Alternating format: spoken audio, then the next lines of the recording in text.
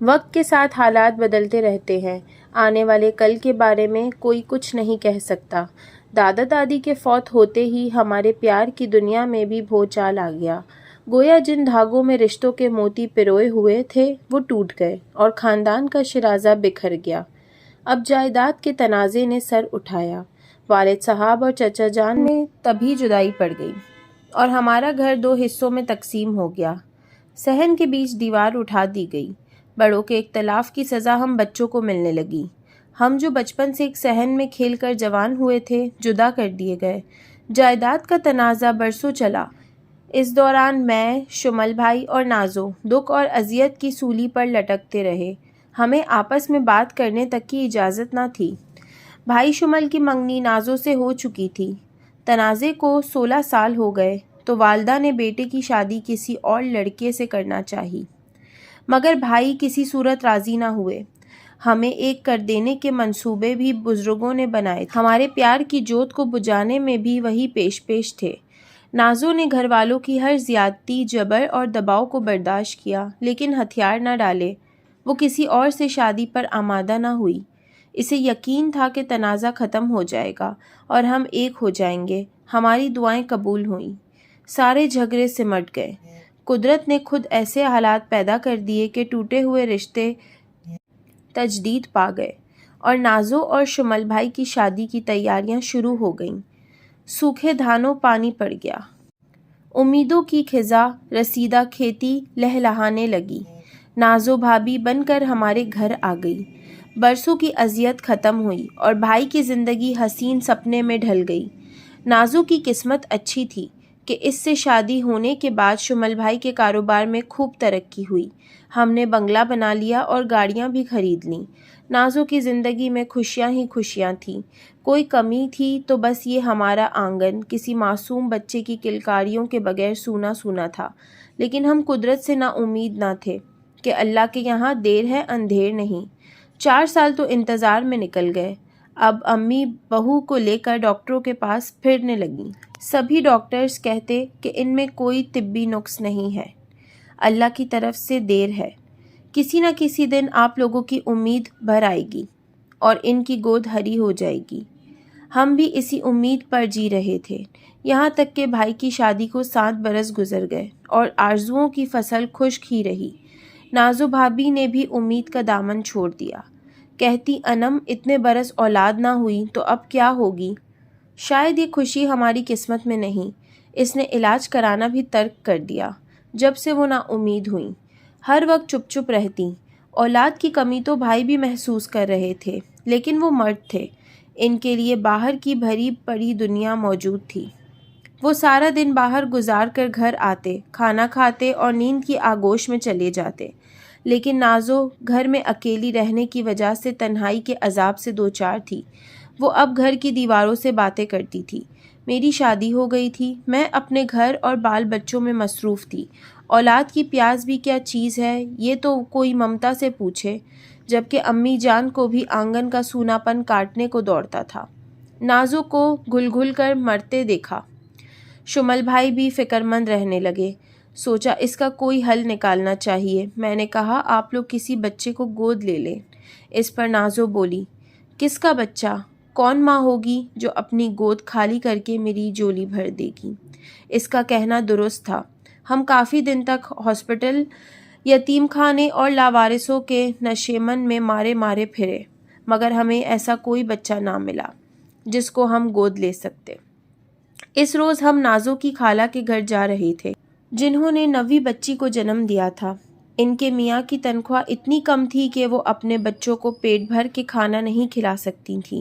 غربت کے سبب آدھے پیٹ بھوکے رہتے تھے۔ یہ قدرت کی شان کہ جہاں بچوں کی ضرورت نہ تھی وہاں یہ نعمت برس رہی تھی، اور ایک ہم تھے کہ ہمارے بھائی اور بھابھی ایک بچے کو ترس رہے تھے۔ صبح کا وقت تھا، ٹریفک کا ہلکا ہلکا رش تھا۔ ہماری گاڑی آہستہ رفتار سے چل رہی تھی۔ نازو میرے ساتھ بیٹھی تھی۔ اچانک سامنے والی گلی سے 2 بچے نکلے اور سڑک پر آ گئے۔ صبح کے وقت ہر کسی کو اپنی منزل پر پہنچنے کی جلدی ہوتی ہے، لیکن اس ویگن والے کو کچھ زیادہ جلدی تھی۔ اس نے ہماری گاڑی کو اوورٹیک کیا۔ इसी लम्हे बच्चे दौड़ते हुए वैगन के ऐन सामने आ गए। मेरी भाभी इन बच्चों की मासूम सूरतों को देख रही थी। वो इनकी मासूमियत में खोई हुई थी कि अचानक इनकी खौफजदा चीखें फिजा में बुलंद हुईं। नाज़ो ने अपने चेहरे पर हाथ रख लिया। वो ये नज़ारा नहीं देख सकी। वैगन इन फूलों को रौंद कर जा चुकी थी और अब सड़क पर खून ही खून बिखरा हुआ था। लम्हा भर को शुमल भाई ने गाड़ी रोकना चाही, मगर अतराफ से लोगों का हुजूम इकट्ठा होने लगा तो इन्हें गाड़ी आगे बढ़ानी पड़ी। मैं जानती थी कि नाज़ो इस मामले में कितनी हसास है, लिहाजा भाई ने यही मुनासिब समझा कि जाए हादसा के करीब रुकने से बेहतर है गाड़ी को आगे ले जाएं। वो वहाँ ठहर जाते तो नाज़ो ही को हॉस्पिटल में दाखिल करवाना पड़ता। इसकी आंखों से अभी तक आंसू बह रहे थे और वो बड़बड़ा रही थी, आह कितने प्यारे बच्चे थे, कितने प्यारे, खूबसूरत थे। माँ ने चाव से बाल संवार कर और उजले यूनिफॉर्म पहना कर इन्हें स्कूल रवाना किया था। इस रोज़ हम खाला के घर जाने के बजाय रास्ते से ही मुड़कर वापस आ गए, क्योंकि इस भयानक हादसे को देखकर हम लोगों की हालत नॉर्मल ना रही थी। नाज़ो तो घर आते ही बिस्तर पर गिर गई थी। इसके बाद भी काफ़ी दिन अफसरदा सी रही। इसकी निगाहों में इन्हीं बच्चों की शक्लें घूमती रही थी। ये जुम्मे का दिन था, इस रोज़ छुट्टी थी। मैंने पूछा, तुम खाला की बच्ची को गोद ले रही थी, इस प्रोग्राम का क्या बना? वो बोली, चलो आज चलते हैं। हम सब तैयार होकर खाला के घर चल दिए। इनकी प्यारी सी मुन्नी को गोद में भर कर वो इतनी मसरूर हुई कि दुनिया का हर गम भूल गई। खाला आप क्या कहती हैं, मैं आज ले जाऊं इसको? आज नहीं नाज़ो, आज इसको बुखार चढ़ा है, इसकी तबीयत अच्छी नहीं, तुमसे संभली ना जाएगी। ज़रा इसकी तबीयत ठीक हो जाए फिर ले जाना। नाज़ो बुझ गई। इसने पूछा, फिर कब खाला?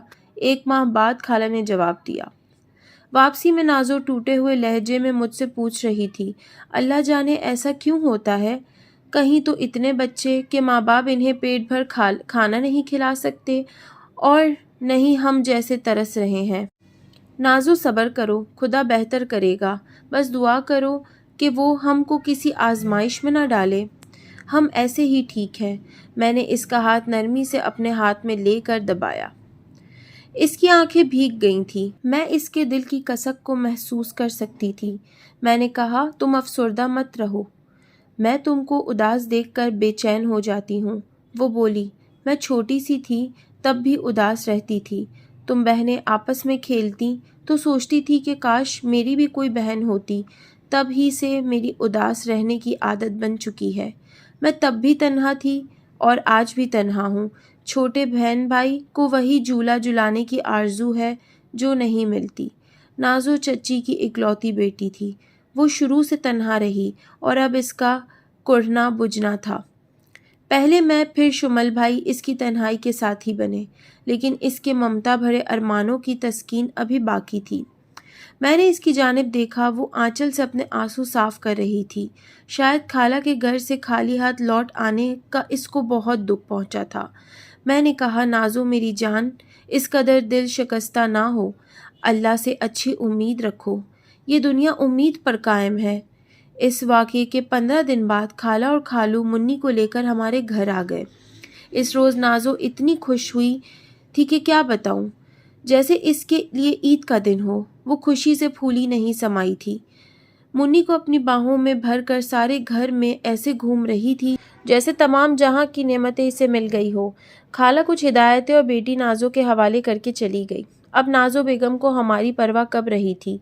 सारा दिन वो मुन्नी में खोई रहती। इसका नाम इसने जानम रख दिया था। ये गुड़िया थी, छोटी सी, मगर आफत की परकाल थी।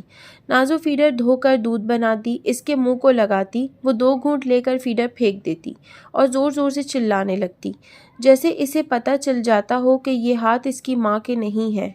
तमाम दिन वो नाज़ो के साथ यूं ही आँख मचोली खेलती और भाभी जी की समझ में कुछ न आता कि इस बच्ची को भूख लगी है या पेट दर्द से बेहाल है। मिनट मिनट पर नैपी गीली कर देती। जाने दिन में कितने कपड़े गंदे करती। कभी उल्टी कर देती, कभी कभी तो नाज़ो को उबकाइयाँ आ जाती, लेकिन क्या करती, जब बच्ची को गोद लिया था तो इसको पालना ही था। कोई अच्छी काम की आया भी नहीं मिल रही थी। 1 माह इसी तरह गुजर गया। खाला बच्ची को देखने आ गईं।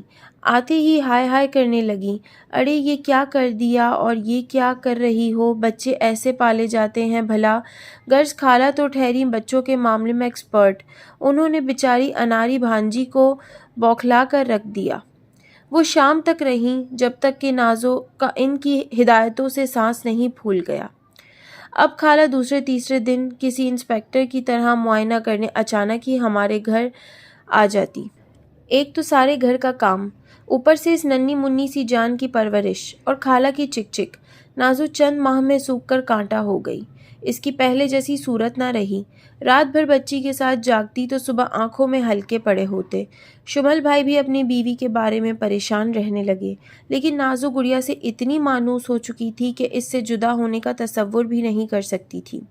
رات کو سونے کے لیے لیٹتی تو جوڑ جوڑ دکھ رہا ہوتا، صبح 4 بجے ہی بچی جاگ پڑتی اور رونا شروع کر دیتی۔ اس دن تو غضب ہو گیا، خالہ کے سامنے ہی منی کسی طرح کھسکتی کھسکتی پلنگ سے نیچے لڑک گئی۔ منی کی فلک شگاف چیخیں بلند ہو گئی۔ نازو بھابھی باورچی خانے میں خالہ کے لیے چائے بنا رہی تھی، حالانکہ خالہ گڑیا سے چند قدم کے فاصلے پر ہی براجمن تھی، مگر کرتے ہوئے بچی نے کسی کو مہلت نہ دی تھی۔ خالہ نے لپک کے بچی کو قالین پر سے اٹھا لیا، کلیجے سے لگایا اور دھاڑنے لگی۔ تم میری پھول کی بیٹی کی کیسی پرورش کرتی ہو، یہ تک تم کو خبر نہیں کہ اتنے چھوٹے بچوں کو پلنگ کے کنارے پر نہیں لیٹاتے؟ ہائے روزانہ یہ معصوم جانے کتنی بار گرتی ہوگی۔ منی بھی ایسی استاد تھی کہ گلا پھاڑ کر چلا رہی تھی، حالانکہ قالین پر گرنے سے چوٹ کم لگتی ہے، مگر اس بچی کا مزاج بھی شاید اپنی ماں پر گیا تھا، جو رائے کو پہاڑ بنانے میں استاد تھی۔ خالہ یہ روز تو نہیں گرتی، بس آج ہی گری ہے، وہ بھی میں آپ کی خاطر چائے لینے گئی تھی، سوچ رہی تھی کہ آپ کمرے میں موجود ہیں، ورنہ میں اس کو یوں اکیلا تو نہیں چھوڑتی۔ نازو کسی مجرم کی طرح صفائی پیش کر رہی تھی۔ اس نے لاکھ سمجھایا لیکن خالہ کسی طرح نہ مانی۔ میں کچھ نہیں جانتی، اب میں اپنی بچی کو لے کر ہی جاؤں گی، اس کے بہن بھائی بھی اس کو یاد کرتے ہیں۔ ایسا غضب نہ کیجیے خالہ، اگر آپ نے اس کو واپس ہی لینا تھا تو دیا ہی کیوں تھا؟ بہن غلطی ہو گئی، بس معاف کر دو۔ غربت امارت تو اللہ کی دین ہے، مگر اپنی اولاد کو کوئی اس طرح نہیں پھینک دیتا۔ جس نے بچی دی ہے وہی اس کا رزق بھی دے گا۔ خالہ نے ایک ذرا مہلت نہ دی اور بچی کو کلیجے سے لگائے چلتی بنی۔ نازو بیچاری منہ دیکھتی رہ گئی۔ جب شمل بھائی گھر آئے تو فیڈر گود میں رکھے بھابھی نازو زار رو رہی تھی۔ خالہ بچی کو لے گئیں، وہ دھاڑے مارنے لگیں۔ بھائی نے تسلی دی، سمجھایا کہ خالہ بڑی سیانی عورت ہے، 6 ماہ بچی کو تم سے پلوایا، صحت مند ہو گئی تو بیٹی کو لے گئیں۔ ان کا ارادہ شروع سے ہی ایسا تھا۔ تم رو مت، صبر کرو۔ کب تک صبر کروں؟ اس نے رونا بند نہ کیا تو انہوں نے بھی اس کو اس کے حال پر چھوڑ دیا کہ خوب رو دھو لے گی تو جی ہلکا ہو جائے گا، پھر یہ خود ہی چپ ہو جائے گی۔ آخرکار نازو چپ ہو گئی۔ شاید اس کا جی ہلکا ہو گیا تھا، مگر دل کا بوجھ بڑھ گیا تھا۔ اب اس کی صحت تیزی سے گرنے لگی اور وہ بیمار رہنے لگی۔ تب شمل بھائی ایک روز زبردستی اس کو ہاسپٹل لے گئے۔ لیڈی ڈاکٹر نے خوشخبری سنائی کہ آپ کی مسز امید سے ہیں، تاہم ان کو کافی احتیاط کی ضرورت ہے کیونکہ ان کا کیس غیر معمولی نوعیت کا ہوگا، جس میں بعض دفعہ عورت کی جان کو بھی خطرہ ہوتا ہے۔ اب نازو کی ماں بننے کی خوشی سے زیادہ سب کو اس بات کی فکر تھی کہ خدا اس کی جان کو سلامتی دے، کیونکہ اسے ایک دم بلڈ پریشر ہائی رہنے لگا تھا۔ نازو البتہ بہت خوش تھی اور پھولیں نہیں سماتی تھی۔ اس کا چہرہ ان دنوں آفتاب کی طرح چمکتا تھا۔ وہ دن بھی آ گیا جس کا سارا خاندان کو انتظار تھا۔ ہمارے آنگن میں طویل اور ترسا دینے والی مدت کے بعد خاندان بھر کی آرزو کا پھول کھلنے والا تھا۔ نازو کو 1 ہفتہ پہلے ہی ڈاکٹرز نے ہاسپٹل میں داخل کر لیا تھا۔ وہ کسی قسم کا رسک لینا نہیں چاہتے تھے، وہ اس کو زیر نگرانی رکھے ہوئے تھے۔ تمام تر نگہداشت کے باوجود جو قدرت نے میرے بھائی کو منتوں مرادوں کے بعد بیٹے جیسی نعمت سے نوازا، مگر میری جان سے پیاری بھابھی نازو کو ہم سے چھین لیا۔ وہ بچے کو جنم دینے کے بعد چل بسی۔ میرے بھائی کی محبت کا تاج محل چور چور ہو گیا۔ جس نعمت کا اس نے اتنی شدت سے انتظار کیا وہ اس کو ملی بھی تو کس طرح کہ وہ اپنے بچے کو باہوں میں لینے سے پہلے اس دنیا سے چل بسی۔ نرس نے مجھے اور میرے بھائی کو روتے دیکھا تو وہ بھی رو دی۔ قدرت کے کھیل نرالے ہوتے ہیں۔ آج سوچتی ہوں شاید اس لیے خدا نے ہمیں اتنے عرصے تک اولاد نہیں دی تھی کہ نازو کچھ عرصہ اور جی لیتی، پھر تو اسے چلے ہی جانا تھا۔ اس کی موت شاید اس کی زچگی میں واقع ہونا تھی، اس لیے اللہ تعالیٰ نے اس کے نصیب میں اولاد دینے میں تاخیر سے کام لیا تھا۔